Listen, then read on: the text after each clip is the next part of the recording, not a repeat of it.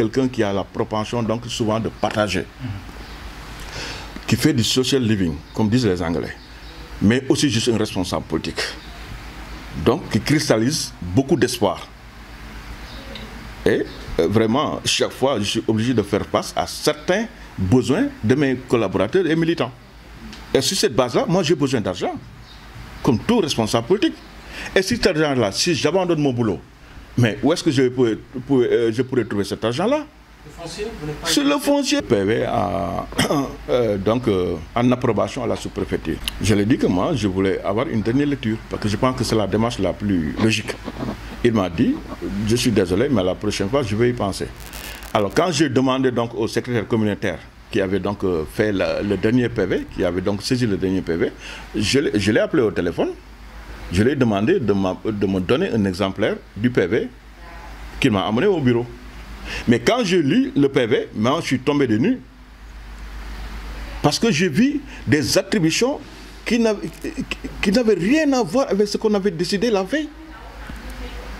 Nous, on avait épluché, étudié et instruit un certain nombre de dossiers. Et quand j'ai lu le dernier PV qui est envoyé en approbation à la sous-préfecture, je me suis rendu compte que le président a dû introduire beaucoup d'autres dossiers qui n'étaient pas instruits. Notamment concernant Keur Ndiaye Lo. Parce que 119 hectares ont été pris à Keur Ndiaye Lo pour être attribués à un proche du président de la République. Je me garde de dire son nom. Je me garde de dire le nom de sa société immobilière. 119 hectares. Et c'est par la suite même que j'ai su que c'était un plan ingénieusement ourri. Parce que la même personne avait déjà signé une convention de construction de logements sociaux à Keur Ndiaye Lo.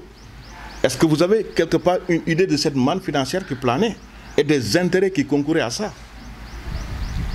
C'est vrai que des promesses ont été faites à mon endroit pour que je ferme la bouche, mais c'était sans me connaître.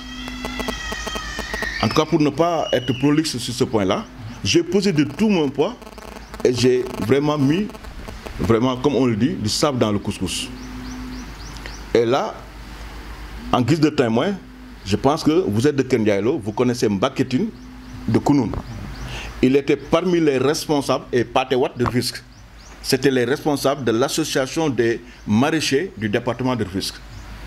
Quand Mme Correa, qui était alors le directeur du cadastre départemental, a effectué une mission avec le ministère de l'Urbanisme sur place, quand elle a fait la déclaration disant que ces 119 hectares-là appartiennent à tel, bon, je me garde de dire le nom du cabinet immobilier, mais séance tenante et devant témoin, devant Mbaketine, devant Patewat, ils vont sûrement regarder la vidéo.